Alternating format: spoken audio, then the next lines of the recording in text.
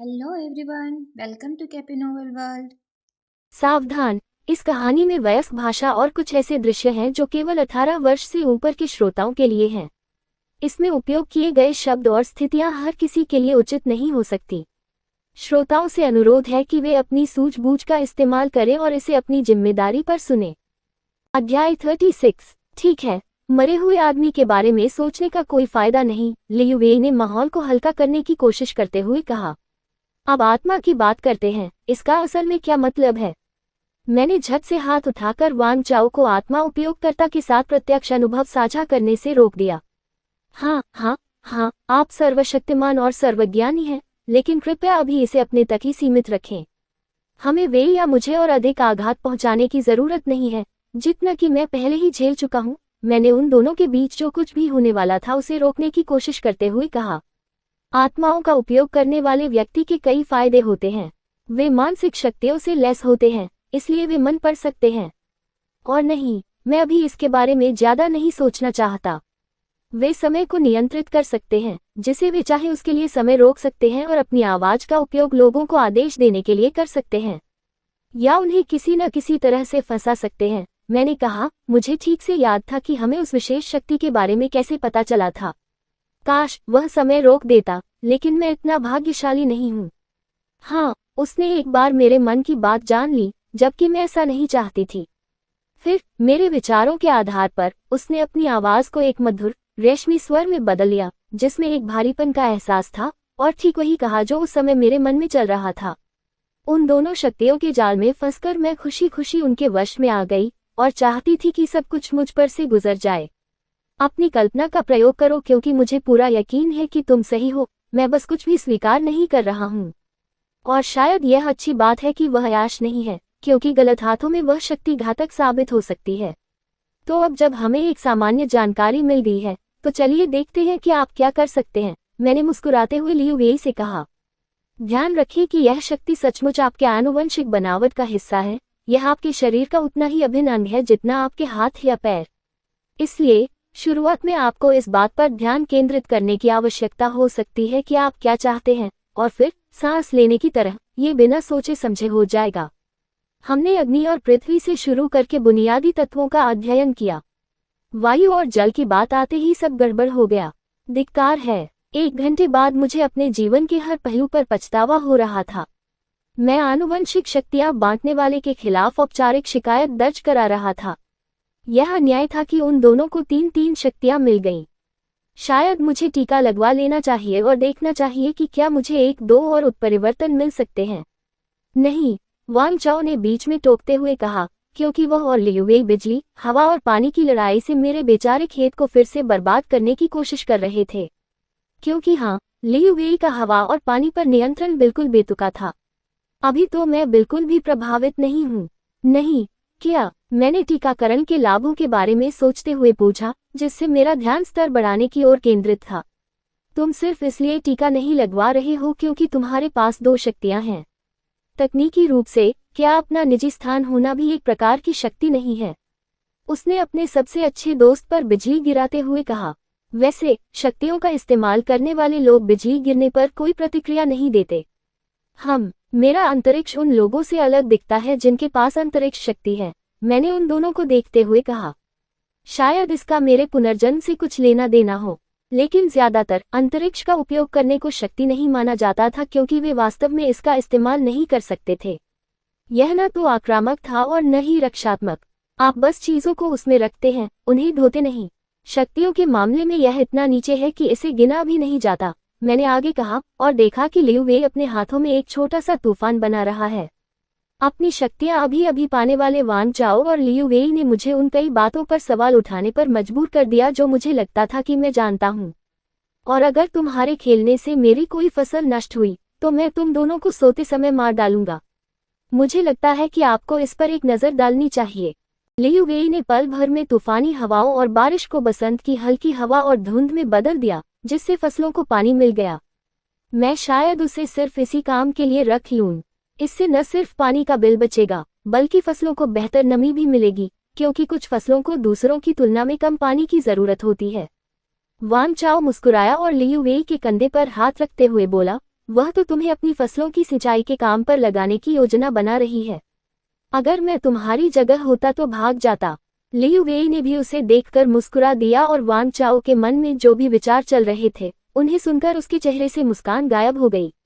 मुझे यकीन है कि मैं भी उपयोगी साबित हो सकता हूँ, उसने धीरे से बुदबुदाया। मुझे याद रखना था कि मेरे आसपास एक मन की बात जानने वाला मौजूद है और मुझे उसी के अनुसार व्यवहार करना था। मेरा दिमाग ही कभी कभी मेरे लिए काफी डरावना होता था, मैं उसे और डराना नहीं चाहती थी। चिंता मत करो नन्ही बच्ची, उसने कहा, इस बार मेरे चेहरे पर वही शरारती मुस्कान लिए हुए। मैं इतनी आसानी से डरता नहीं हूँ। हाँ हाँ हाँ, जो भी हो, मैंने हाथ हिलाते हुए हार मान ली। मेरे गेट पर लोग हैं। मुझे लगता है कि इसमें तुम्हारा कुछ हाथ है, मैंने पूछा। तभी मेरे मोबाइल फोन पर सूचना आई कि मेरे गेट पर कोई है। वांग चाओ के इशारे पर मैंने सामने के गेट के अभी भी पूरी तरह से इलेक्ट्रॉनिक ताले खोल दिए और उसके आदमियों को अंदर आने दिया। हम तीनों आगे जाकर उनका इंतजार करने लगे।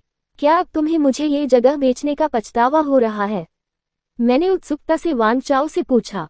मैं कभी सोच भी नहीं सकता था कि कोई इस जगह को बेचना चाहेगा और मुझे आश्चर्य हुआ कि क्या अब जब उसने यहाँ ज्यादा समय बिताया है तो वह भी यही सोचता होगा। नहीं, उसने लंबी सड़क पर टकटकी लगाए कहा। बिल्कुल भी नहीं, मैंने उसकी प्रतिक्रिया पर मुस्कुराकर खुशी से सिर हिलाया। मेरे मन में कहीं न कहीं ये चिंता भी थी कि अगर उसने हाँ कह दिया होता तो क्या होता। लियू वेई ने धीमी हंसी हंसी, जिससे मेरे अंदर कुछ हलचल मच गई। मेरे बगल में बैठे उस धूर्तमन पाठक के सामने यह अच्छा नहीं था, लेकिन मैं अपनी प्रतिक्रिया पर काबू नहीं रख सकी।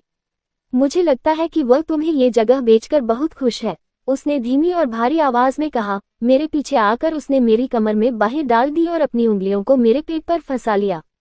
आखिरकार, अगर हमने इसे नहीं बेचा होता तो तुम इसे कभी नहीं खरीद पाती और जिंदगी बहुत अलग होती। लियू वेई को अच्छी तरह पता था कि अगर वे उससे कभी नहीं मिले होते तो उनका जीवन कितना अलग होता, और वह उन सभी देवताओं का शुक्रिया अदा करेगा जिनका उसे शुक्रिया अदा करना चाहिए कि इस बार वे उसे ढूंढ पाए, इससे पहले कि बहुत देर हो जाए। अध्याय 37। जाहिर है, जब वांग चाओ कोई काम करवाना चाहते हैं तो वह जल्दी हो जाता है। इस बार लियू वेई द्वारा लाए गए 10 के बजाय 6 सैन्य आपूर्ति वाहन उसके घर के सामने से गुजरे। अगली बार मैं उनसे और ज्यादा लाने के लिए कह सकती हूँ, वांग चाओ ने लियू वेई की बाहों में बैठी अपनी पत्नी की ओर देखते हुए कहा। मैंने बड़बड़ाते हुए कहा, अब तुम कभी भी ये दिखावा कर सकते हो कि तुम मेरे मन की बातें नहीं सुन रहे हो। मैं भी तुम्हारा एहसान तो नहीं चुका सकता। शायद मुझे जल्दी ही टीका लगवा लेना चाहिए। क्या तुम्हारे पास और हैं? मुझे हर हाल में आधिकारिक तौर पर टीका लगवाना ही होगा। हाँ, अगर आपको वाकई टीका लगवाना जरूरी लगे तो हमारे पास टीके की कुछ और शीशियां हैं। नहीं, मैं आपके दिमाग में चल रही बातों को सुनना बंद नहीं करूंगा। मुझे ये बहुत दिलचस्प लगता है, और अगर आपको यह अनुचित लगे तो मैं आपको हमेशा बता सकता हूँ कि वे के दिमाग में क्या चल रहा है। इससे मैं एकदम चौकन्ना हो गया। मेरे कंधे के ठीक ऊपर वाले चेहरे को देखकर मैंने उस पर मुस्कुराते हुए कहा, अरे सच में, तुम उसके मन की बात भी पढ़ सकते हो। उसकी चिंता मत करो प्रियतमा, लियू वेई ने फुसफुसाते हुए कहा। उसकी सांसों की कोमल हवा से मेरे रोंगटे खड़े हो गए। अगर तुम जानना चाहती हो कि मेरे मन में क्या चल रहा है तो बस पूछ लो, मुझे तुम्हें बताने में बहुत खुशी होगी। नहीं, मैंने उस प्रस्ताव को सिरे से ठुकरा दिया।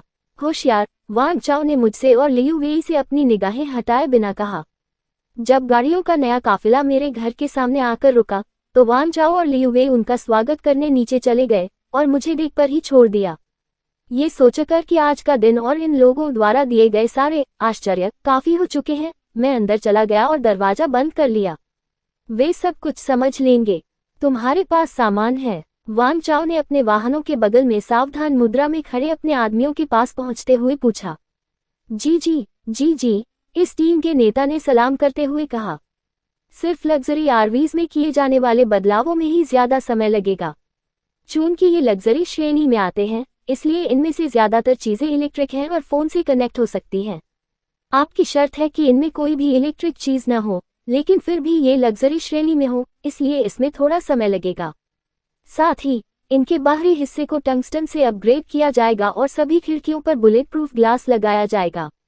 वांग चाओ ने व्यवस्थाओं से संतुष्ट होकर सिर हिलाया। प्रत्येक में सोने की व्यवस्था कैसी है? लियू वेई ने अपने सामने बैठे व्यक्ति की ओर देखते हुए पूछा। लियुगेई की ओर ध्यान देते हुए सैनिक ने उत्तर दिया, प्रत्येक आरवी में अधिकतम 5 लोग बैठ सकते हैं। अनुरोधित 5 आरवी के साथ लगभग 25 लोगों के लिए पर्याप्त जगह होगी, लेकिन आवश्यकता पड़ने पर यह संख्या आसानी से दोगुनी की जा सकती है। लियुगेई ने सिर हिलाया। वान चाओ की ओर देखते हुए उन्होंने सुझाव दिया, हम 5 से ज्यादा क्यों नहीं लेते?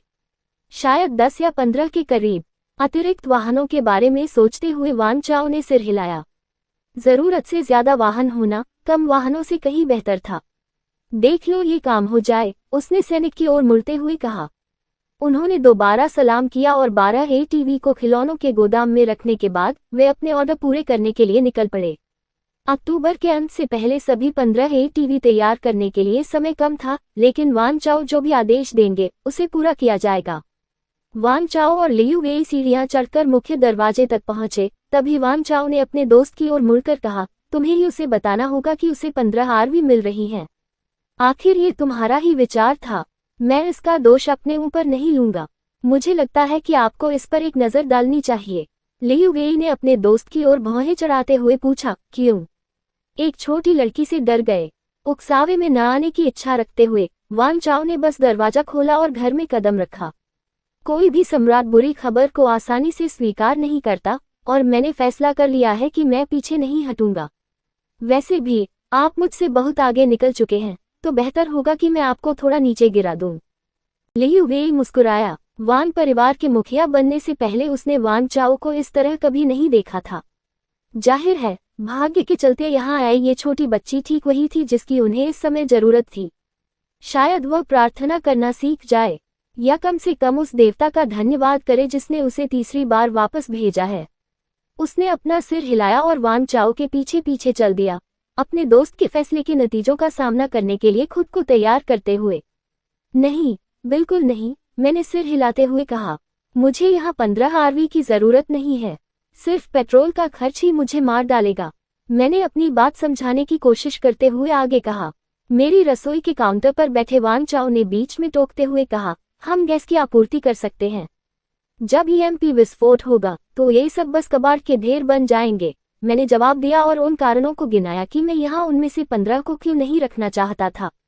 एक, ठीक है, मैं एक को संभाल सकता था।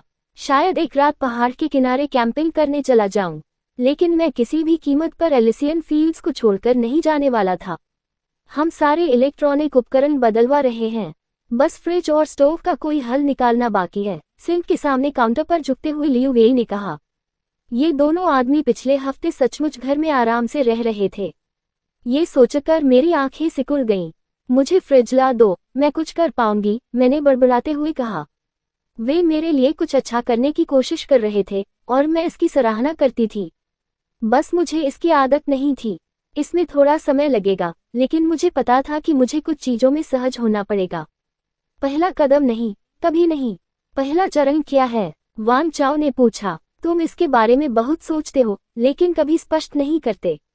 मैंने जीभ बाहर निकालते हुए कहा, ऐसा इसलिए है क्योंकि मुझे पता है कि पहला कदम क्या है। मैंने अपने बताए हुए कदमों की सूची वाला कागज निकाला और उसे द्वीप पर फेंक दिया। उत्सुकतावश लियुगेई वान चाओ की ओर बढ़ा और एक कागज का टुकड़ा उठाया। उसने जल्दी से उसे पढ़ा और वान चाओ को सौंप दिया, और वान चाओ द्वारा दिया गया कागज स्वीकार कर लिया। उन दोनों की कार्यकुशलता वाकई सराहनीय थी, लेकिन किसी कारणवश मुझे अपनी सूचियों और योजनाओं को सामने रखने में थोड़ी झिझक महसूस हो रही थी। मैंने इन लोगों को अपने बारे में बहुत कुछ बताया था, जिसमें पुनर्जन्म और आत्मा का स्थानांतरण भी शामिल था, लेकिन तब मैं इतना घबराया हुआ नहीं था जितना अब था। सब मर जाएं, लियुगेई ने कागज को देखते हुए बुदबुदाया। मुझे नहीं पता कि वह क्या सोच रहा था, लेकिन उसके चेहरे पर घृणा का भाव झलक उठा। मैं सहमत हूँ, उसने कागज को वापस काउंटर पर रखते हुए कहा। मैंने झटपट कागज उठाए और उन्हें अपनी जगह पर रख दिया। मैं वह काम दोबारा नहीं करने वाला था। अध्याय 38। क्या इसका मतलब यह है कि आपके पास वह सब कुछ है जिसकी आपको जरूरत है? मैंने सूचियों को वापस अपनी जगह पर रखते हुए वान चाओ से पूछा। नहीं, मुझे कुछ और चीजों की जरूरत है, लेकिन मुझे यकीन नहीं है कि मैं उन्हें थोक में कैसे मंगवाऊं, मैंने जवाब दिया, ये सोचते हुए कि मुझे और क्या चाहिए हो सकता है। एक और सूची बनाओ और प्राथमिकता के अनुसार रंगों का क्रम तय करो। मैं इसे अपने सहायक को दे दूंगा और वह इसे पूरा कर देगा। हमारे पास सभी विवरणों को सुझाने के लिए पूरे 2 महीने और कुछ दिन बचे हैं। मैं यहाँ हथियारों की एक खेप भी भेजूंगा, वांग चाओ ने अपने सहायक की ओर देखते हुए कहा। मैंने उलझन में कहा, मुझे लगा था कि बूढ़े आदमी ने कहा था कि मैं तुम्हारी बंदूकें पाने की उम्मीद छोड़ दूं। मैं लियू वेई से जो मिला था उससे खुश था और वांग चाओ और उसके दादाजी के बीच कोई समस्या पैदा नहीं करना चाहता था। वांग चाओ के चेहरे के भाव नरम पड़ गए। मुझे मेरे दादाजी से बात करने दो, बस उन्हें कभी यह मत सुनने देना कि तुम उन्हें बुरा कह रहे हो। मैं हंस पड़ी। मुझे जरा भी बुरा नहीं लगा कि मैंने उसे जोर से बुरा कह दिया। अगर वह दिखने में अच्छा होता तो मुझे उसे बुरा मालिक कहने में कोई परेशानी नहीं होती, लेकिन खुद को प्राथमिकता देने का एक हिस्सा ये भी था कि मैं उन लोगों को बर्दाश्त न करूं जो मेरा सम्मान नहीं करते। अब हालांकि मुझे पूरा यकीन है कि हम दोनों अगले कुछ समय तक यहीं रहना चाहेंगे, लेकिन हमें अब जाना होगा और अपना सामान तैयार करना होगा, वांग चाओ ने खड़े होते हुए कहा। मैं समझ गई, लेकिन उनके साथ इतना समय बिताने के बाद अकेले रहने का ख्याल मुझे थोड़ा परेशान कर गया। लेकिन चलो पहला कदम उठाते हैं। मैं अपने आप में परिपूर्ण हूँ।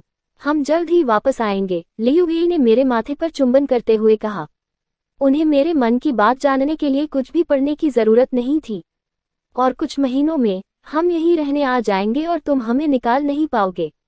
उन्होंने मेरे सिर पर हाथ फेरा और वांग चाओ को अलविदा कहने का मौका देकर पहले ही घर से निकल गए। वो मजाक नहीं कर रहा था। ठीक है, हम दोनों 31 तारीख को शिफ्ट हो रहे हैं, हमारे लिए अच्छे कमरे बुक करवा लेना, उसने कहा और मेरी तरफ एक कदम बढ़ाते हुए मेरे गाल पर चुंबन दिया। और मैं ज़ीमो को टीका लगने से पहले ही मारने का कोई तरीका ढूंढ लूंगा। मैंने सिर हिलाया। राहत की एक आह मेरे होठों से निकली। मुझे नहीं पता उन 2 दिनों में उनके साथ क्या हुआ जब वे टीके के कारण परेशान थे। मैं ज्यादा पूछताछ नहीं करना चाहती थी, लेकिन बाहर आने के बाद उनमें एक नई समझ विकसित हो गई थी और मैं उसकी सराहना ही कर सकती थी। मैंने चुपचाप उनकी बात को स्वीकार करते हुए और उससे सहमत होते हुए कहा, जल्द ही मिलेंगे। मुझे बस ये सोचना होगा कि उनके आने के बाद उन्हें कहाँ रखा जाए और क्या वे अपने आदमियों को भी लाएंगे। मैं आखिर किस मुसीबत में फंसने जा रहा था। क्या अब पहले चरण पर वापस जाना बहुत देर हो चुकी थी। वांग चाओ वान परिवार के हवेली के बैठक कक्ष में दाखिल हुआ और चारों ओर देखा। ये पहली बार था जब उसने महसूस किया कि यहाँ का वातावरण कितना घुटन भरा और कितना प्रतिबंधात्मक था। ऐसा लग रहा था मानो कोई चीज उसे जकड़ रही हो और उसकी जान निचोड़ रही हो। अगर वह कभी एलिसियन फील्ड्स न गया होता, कभी ली दाइलू के साथ एक हफ्ता न बिताया होता, तो शायद उसे फर्क महसूस ही न होता। लेकिन अब जब वह वहां जा चुका है तो उसे यहाँ अच्छा नहीं लग रहा था। अपने दादाजी से बात करने के बाद वह अपना सामान पैक करके उस अपार्टमेंट में रहने चला जाएगा जहां वह लियू वेई के साथ रहता था। उनमें से किसी ने भी वहां ज्यादा समय नहीं बिताया था, इसलिए उसके लिए बचे हुए 2 महीनों तक वहां रहना कोई समस्या नहीं होनी चाहिए। खैर, बचे हुए 71 दिनों तक समय तेजी से बीत रहा था और अब जब उसे पता चल गया था कि उसे किन चुनौतियों का सामना करना पड़ेगा, तो वह ये सुनिश्चित करना चाहता था कि वह पूरी तरह से तैयार हो। इस तथ्य को देखते हुए कि ली दाइलू ने सर्वनाश से बचने के लिए 3000 एकड़ जमीन को पूरी तरह से तैयार कर लिया था, वह बस अपनी जरूरत की चीजें उसकी सूची में जोड़ देगा और उसके साथ वहीं रहने लगेगा। मुझे लगता है कि आपको इस पर एक नजर डालनी चाहिए। कयामत के बारे में सोचते हुए उसके चेहरे पर हल्की सी मुस्कान आ गई। यह शायद उतना बुरा ना हो, उसने मन ही मन सोचा, लेकिन पहले उसे ज़ीमो से निपटना होगा। गला साफ करने की आवाज सुनकर वह उस तरफ मुड़ा। बूढ़े गुरु को कुर्सी पर बैठे देखकर उसने थोड़ा झुककर उन्हें प्रणाम किया। सपने में उसने देखा था कि बूढ़ा गुरु उससे कितना प्यार करता है और उसकी कितनी परवाह करता है। यह उसके दादाजी का एक ऐसा पहलू था जिसे उसने पहले कभी नहीं देखा था।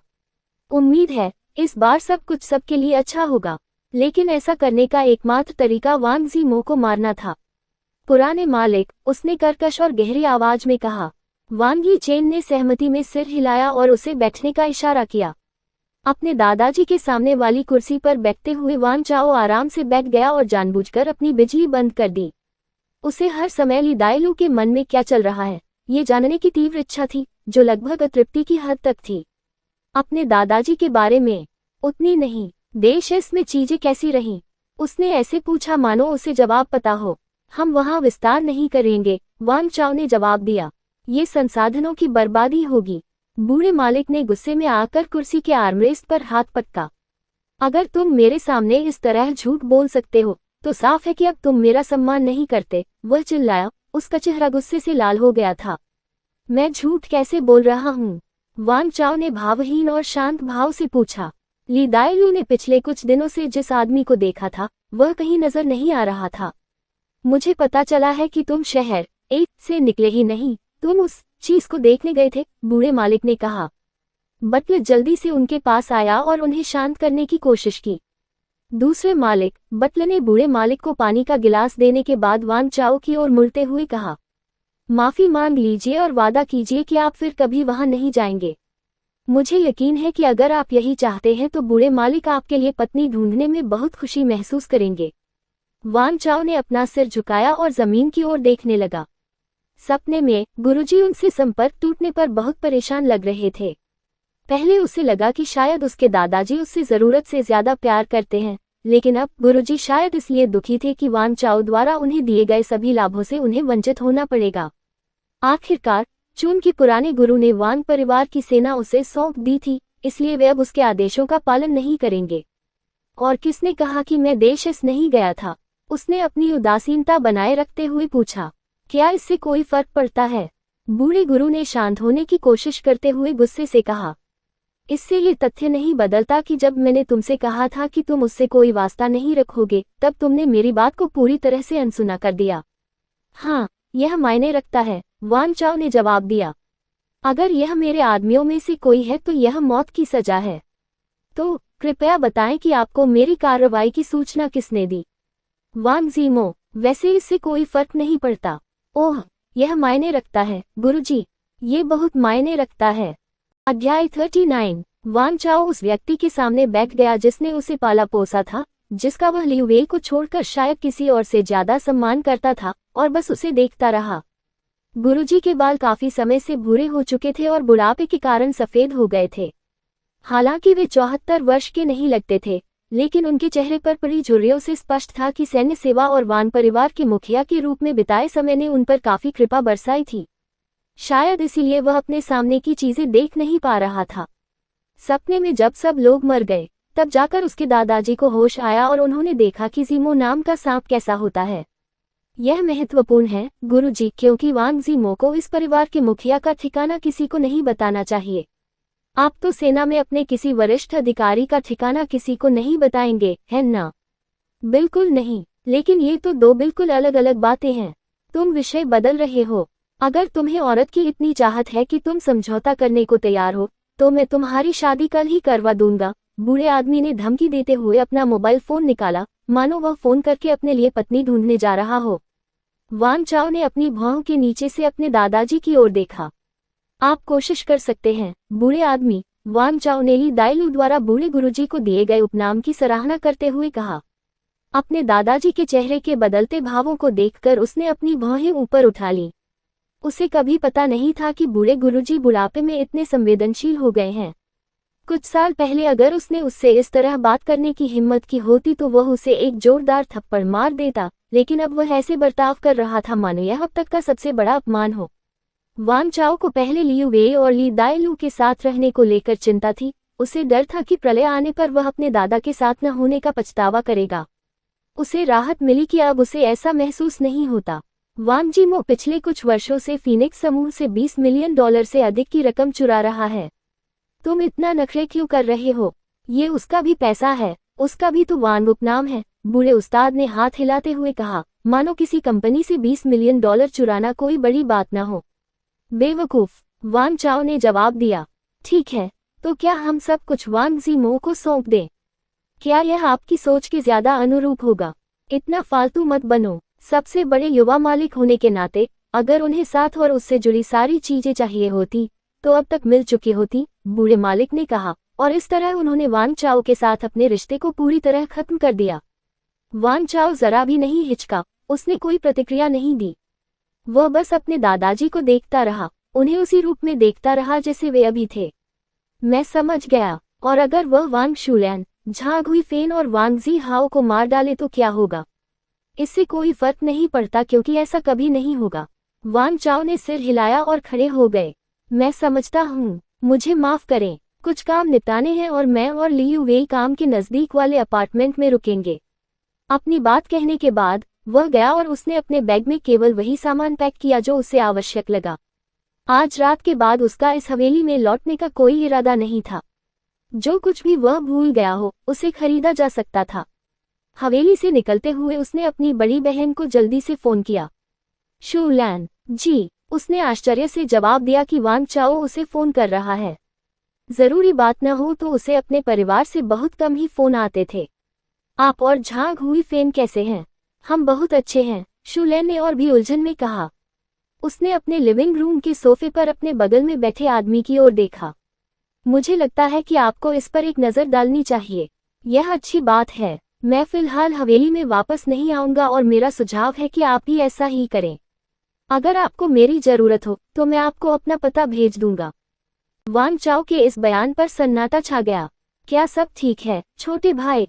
अगर तुम्हें किसी चीज की जरूरत हो तो तुम मुझसे बात कर सकते हो। हो सकता है मैं इस इंडस्ट्री पर कब्जा न करना चाहूं, लेकिन अगर तुम्हें मदद की जरूरत हो तो मैं कुछ समय के लिए तुम्हारी मदद कर सकता हूं। उसके जवाब से बीते कुछ पल गायब हो गए। भले ही उसका अपनी बहन से बहुत करीबी रिश्ता न हो, लेकिन वह जानता था कि वह हमेशा उसके साथ रहेगी। मुझे पता है और मैं ठीक हूँ। आने वाले कुछ महीनों में कुछ परेशानियां आने वाली हैं, इसलिए आपको तैयार रहना चाहिए। और अगर आप चाहें तो मैं आपको अपने एक दोस्त का पता दे सकती हूँ जिसके साथ मैं नवंबर से रहने वाली हूँ। मैं समझ गई, शू लैन ने जवाब दिया। उसे नहीं पता था कि उसके साथ क्या हो रहा है, लेकिन वह हर संभव तरीके से उसकी मदद करेगी। और शू लैन, वांग चाओ ने कहना शुरू किया। उसे समझ नहीं आ रहा था कि वह कैसे कहे। अगर वांग ज़ीमो और वांग ज़ी हाओ तुमसे मिलना चाहें, या दादाजी भी तुमसे मिलना चाहें, तो उन्हें मना कर देना। अगर तुम उन्हें मना नहीं कर सकती तो मुझे बुला लेना। अकेले मत जाना, समझी? शू लैन ने अपनी आंखें बंद कर ली और अपने मंगेतर के आरामदायक आलिंगन में सिमट गई।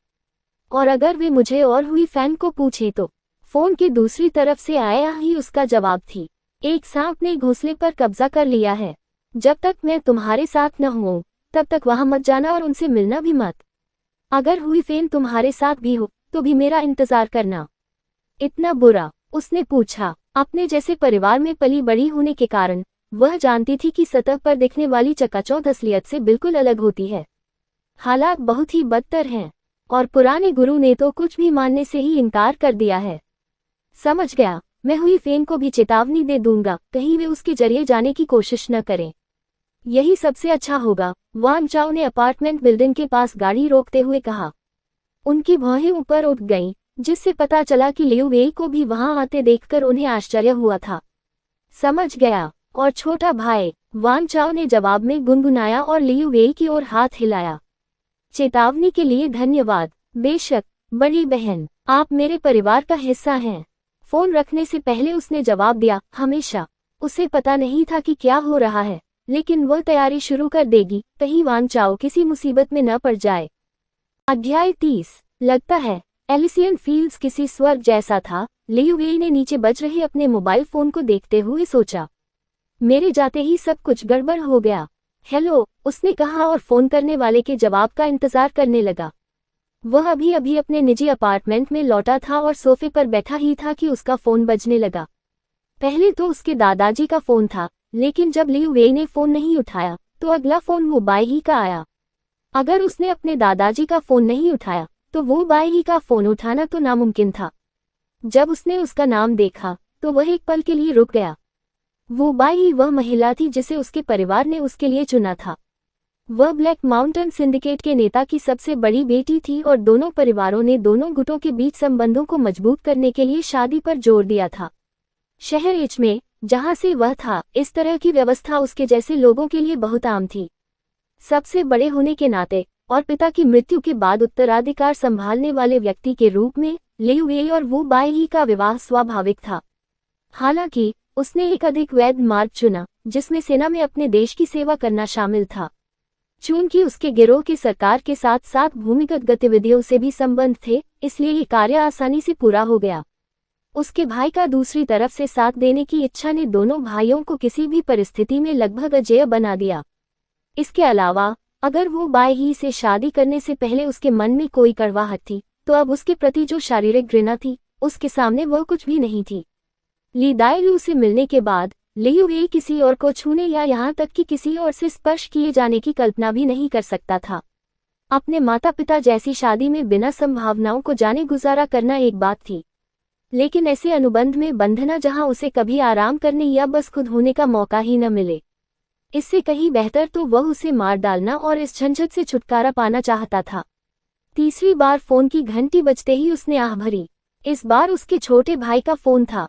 सपने में उसका चेहरा याद करके और उसे ढूंढने की अपनी बेताबी को याद करके लियू वेई ने फोन उठा ही लिया। ध्यान रहे, यू जुवान, फोन के दूसरी तरफ से कर्कश आवाज आई।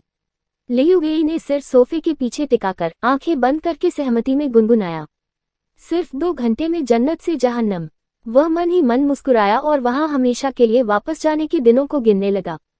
अब क्या? लियू वेई ने पूछा। और मुझे वेई कहो, यू जुवान तो बहुत पहले की बात है। मुझे इस बात से कोई फर्क नहीं पड़ता कि तुम खुद को क्या कहते हो। तुम मेरे बड़े भाई हो और इसलिए तुम्हें यू जुबान कहकर ही पुकारा जाएगा। अगर तुम्हें इससे कोई आपत्ति है तो नीचे आकर इसे सुलझा लो। लियू वेई के चेहरे पर मुस्कान सच्ची थी, ऐसी मुस्कान जो वह केवल कुछ चुनिंदा लोगों को ही दिखाता था। उसका भाई भी उनमें से एक था। जी हाँ, जी हाँ, जी हाँ, आप ही तो बड़े खूंखार गुंडे हैं। अब आप मुझे क्यों फोन कर रहे हैं? फोन पर कुछ देर सन्नाटा छा गया, फिर लियू यूजेग ने दोबारा बोलना शुरू किया। तुम बदल गए हो, उसने कहा, हालांकि उसे इस बदलाव के बारे में खुद भी यकीन नहीं था। हालात अलग हैं, मैं आपको बाद में समझा दूंगा। वैसे आप फोन क्यों कर रहे हैं? ब्लैक माउंटेन में हलचल मची हुई है। वे आप पर दबाव डाल रहे हैं कि आप जल्दी घर लौट आएं। वो बाई भी शादी करवाने के लिए जोर दे रही है। और वे कौन होते हैं जो रेड ड्रैगन से कुछ भी मनवाने की कोशिश करें? क्या तुम इतने नर्म हो गए हो कि कोई भी तुम्हें रौंद सकता है? लियू यूजेग ने उपहास उड़ाते हुए कहा, दादाजी शादी पर अड़े हुए हैं। वे चाहते हैं कि ये दिसंबर तक हो जाए। दिसंबर है ना? अब से लेकर दिसंबर तक बहुत कुछ हो सकता है। लियू वेई ने धीरे धीरे अपनी आंखें खोलते हुए और कमरे के चारों ओर देखते हुए कहा, मुझे लगता है कि आपको इस पर एक नजर डालनी चाहिए। लियू यूजेग ने गुनगुनाते हुए न तो उस कथन से सहमति जताई और न ही असहमति। और बहुत सी चीजें वैसी ही रहेंगी, उन्होंने उत्तर दिया। बिल्कुल सही, लेकिन क्या मैं रेड ड्रैगन के प्रवर्तक को कोई सुझाव दे सकता हूँ? हाँ, बहुत मजाक किया। तुम नीचे आकर मुखिया का पद क्यों नहीं संभाल लेते? फिर तुम्हें किसी मामूली गुंडे से मदद नहीं मांगनी पड़ेगी। मैं सच कह रहा हूँ जेक, तुम्हें अगले महीने का समय निकालकर लोगों को छांटना होगा। जो भी हमारे परिवार के प्रति पूरी तरह वफादार नहीं है, उसे जाना होगा। जो भी दुविधा में है या जिस पर तुमने पहले शक किया है, उसे मार डालो। मुझे परवाह नहीं कि हमारी संख्या हजारों से घटकर 10 हो जाए। अगर वे सिर्फ तुम्हारे प्रति वफादार नहीं हैं, तो उन्हें मार डालो। दादाजी को ये पसंद नहीं आएगा। आपने जिन लोगों का जिक्र किया, उनमें से कई लोग उनके साथ हैं, लियू यूजेग ने योजना की खामियों को बताते हुए कहा। हालात के हिसाब से वह भले ही जल्दबाजी में भड़क जाते थे, लेकिन उन्हें ये भी पता था कि कब पीछे हटकर सोचना है। यही खूबी उन्हें दुनिया के सर्वश्रेष्ठ कानून लागू करने वालों में से एक बनाती थी। अभी तो मुझे इस बात की परवाह नहीं है कि दादाजी को क्या पसंद है और क्या नहीं। मैं तुम्हें बाद में और निर्देश दूंगा, लेकिन मुझे हर बात की जानकारी देते रहना। मैं मुखिया बनना तो नहीं चाहता, लेकिन सरकार की तरफ से कई बड़ी योजनाएं आ रही हैं और हमें तैयार रहना होगा। लियू वेई ने उठते हुए और सामान पैक करते हुए कहा। वह उस अपार्टमेंट में जाएगा जहां वह वांग चाओ के साथ रहता था। इस अपार्टमेंट में अकेले रहना उसे बहुत घुटन भरा लगता था। एक और छापा? लियू यूजेग ने पूछा। उसे समझ नहीं आ रहा था कि क्या हो रहा है, लेकिन वह जानता था कि उसका भाई किसी बात को लेकर परेशान है। छापा मारना, जो होने की उम्मीद है, उससे कहीं ज्यादा आसान होगा। क्या आप मुझे और अधिक जानकारी दे सकते हैं? अभी नहीं, ये रिश्ता इतना सुरक्षित नहीं है। लेकिन याद रखना, अपने आसपास सिर्फ उन्हीं लोगों को रखना जो तुम्हारे प्रति पूरी तरह वफादार हों। समझ गया। और आपकी शादी, दादाजी से कह देना कि अगर उन्हें ये गठबंधन इतना ही चाहिए, तो मेरी ओर से उन्हें वो बाई ही से शादी करने की पूरी छूट है। लेकिन मैं किसी भी कीमत पर इसके लिए तैयार नहीं हूँ। क्या बदल गया दुनिया? इतना कहकर लियू यू जुवान, जिसे लियू वेई के नाम से भी जाना जाता है, ने फोन काट दिया और अपने अपार्टमेंट से निकल गया। दुनिया बदल चुकी थी, उसकी दुनिया। और प्रलय आने से पहले वह अपने भाई और उन 2 लोगों की रक्षा करने की पूरी कोशिश करेगा जिन्हें वह अब अपना परिवार मानता था। बाकी दुनिया भाड़ में जाए। पहला कदम सिर्फ ली दाई लू के लिए नहीं था। मेरी स्टोरी सुनने के लिए आप सभी का धन्यवाद। अगर मेरी स्टोरी पसंद आती है तो मेरे चैनल को सब्सक्राइब करें।